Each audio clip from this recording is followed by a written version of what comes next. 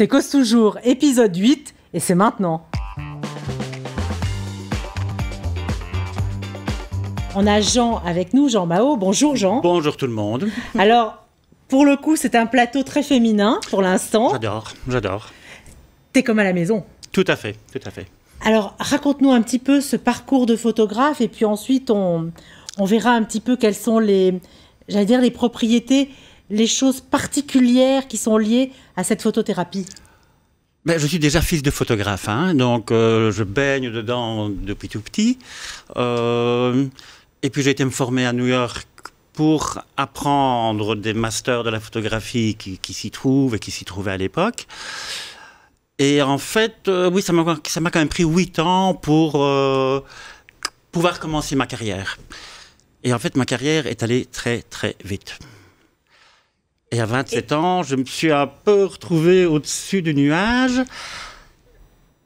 Et puis en comprenant qu'en fait, il me manquait encore quelque chose. Donc le commercial, c'était merveilleux pour apprendre. C'était des expériences inoubliables, merveilleuses, des rencontres fabuleuses. Et je suis entouré de femmes ici, mais dans ma carrière, si on regarde l'histoire, ce sont des femmes qui m'ont fait. Ce sont des femmes qui m'ont ouvert les portes, qui m'ont poussé à bout de bras, qui m'ont donné mes premières chances, qui m'ont... Alors, tu viens de le dire, tu as une carrière très commerciale dans un premier temps, carrière de photographe. Et puis, il y a un moment, il y a un switch où tu te rends compte que ton instinct de photographe te pousse vers autre chose. Oui, c'est-à-dire c'est un rêve d'enfant. On va réussir à New York, c'est déjà un rêve. Et puis, quand ce rêve se concrétise... on se dit, en fait, ça n'a pas changé grand-chose. Ça n'a pas changé grand-chose philosophiquement chez moi.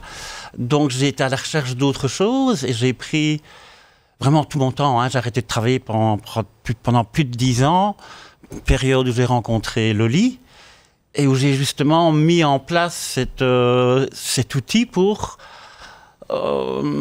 mettre... En fait, je ne pouvais pas ne rien faire de ce que j'avais acquis. Alors justement, Loli, explique-nous un petit peu avec Jean quel type d'outil il a développé, parce que je sais pour quel motif tu as été le chercher et l'amener avec nous en plateau aujourd'hui, et aujourd'hui particulièrement. Raconte-nous un peu. Alors, en fait, Jean, j'ai travaillé avec lui il y a 13 ans déjà.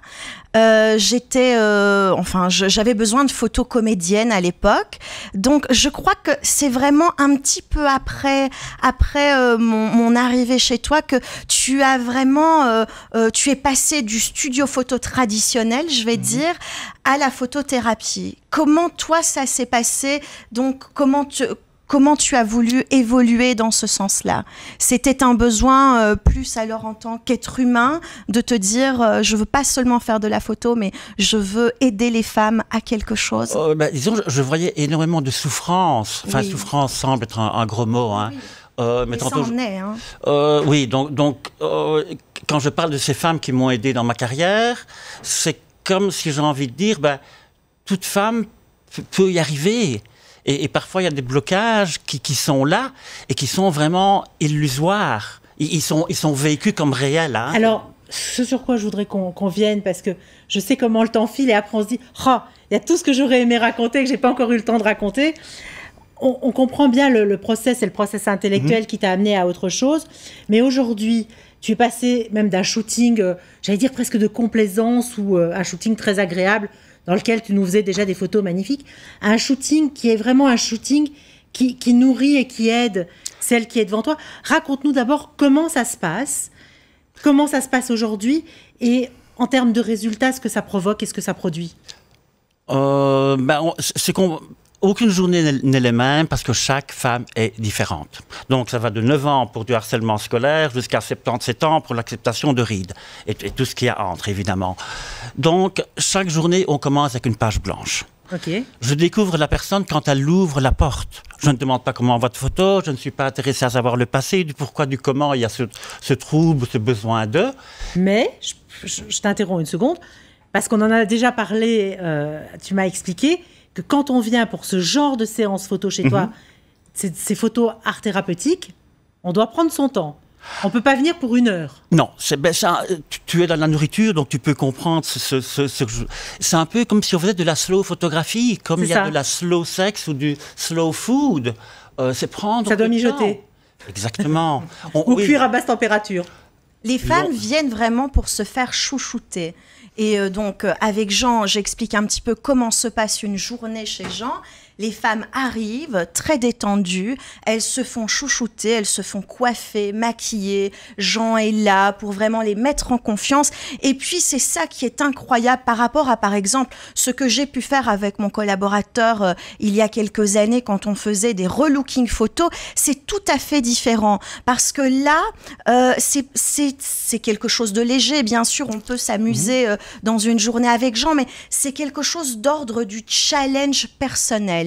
Les femmes vont venir mettre sur la table, façon de parler, qui elles sont. Et peut-être parfois et souvent, ce sont des facettes de leur personnalité qu'elles mettent de côté, qu'elles essayent de camoufler.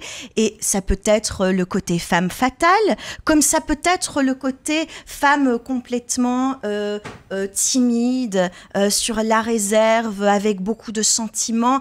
Et donc, c'est ça que Jean va aller rechercher chez ces femmes. C'est assez incroyable parce que, voilà, quand on peut voir le travail de Jean, on voit vraiment des femmes magnifiques avec des beautés, comme je dis toujours, la beauté a 10 000 facettes. Et quand on voit le travail de Jean, c'est voilà, la beauté sous tout plein d'angles différents. Alors, explique-nous dans ta version, une journée, même si ce ne sont pas toutes les mêmes. Okay. Le cadre.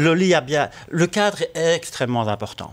Donc, on est au milieu de la campagne, oui, dans un studio qui fait pas loin de 200 mètres carrés. On est bercé par de la lumière naturelle. On n'est pas dans un studio de location. On n'est pas dans une maison. On n'est pas dans un studio. On est dans un cadre qui vous permet de vous poser. Et on va évoluer toute la journée et on va aller de plus en plus loin et on va encourager ces dames à aller chercher ce qu'il y a de plus profond en elles, y compris ce qu'elles auraient peut-être mis de côté momentanément, parce qu'on est maman, ou parce qu'on a une activité, ou parce que ceci, parce que cela, et peut-être aller réveiller tous ces petits désirs aussi, qu'on n'ose pas tout à fait exploiter ou mettre en valeur parce que ceci ou parce que cela. Et fin de journée, on va avoir une espèce d'harmonie entre toutes ces petites facettes. Et de temps en temps, il y a des petites facettes qui prennent trop d'importance. Et alors, elles mangent un peu les autres facettes. Et moi, je fais toujours un peu comme une roue. Hein. Quand on est harmonieux, la roue, elle roule toute seule. Et d'un seul coup, la photo sort. Exactement. Bon, en fait, je crois qu'on a compris. Oui. Notre ami s'appelle Jean Mao. Il est photographe, on le retrouve facilement un peu partout. Et en tous les cas, on l'a trouvé très facilement sur notre plateau de Cause Toujours aujourd'hui. Loli, j'adore quand tu viens accompagner parce que c'est quand même toujours une merveilleuse option. Jean, merci d'être venu. Loli, un petit mot de fin. Un petit mot de fin, tout le monde le connaît maintenant, quoi qu'il arrive. Faites-vous plaisir.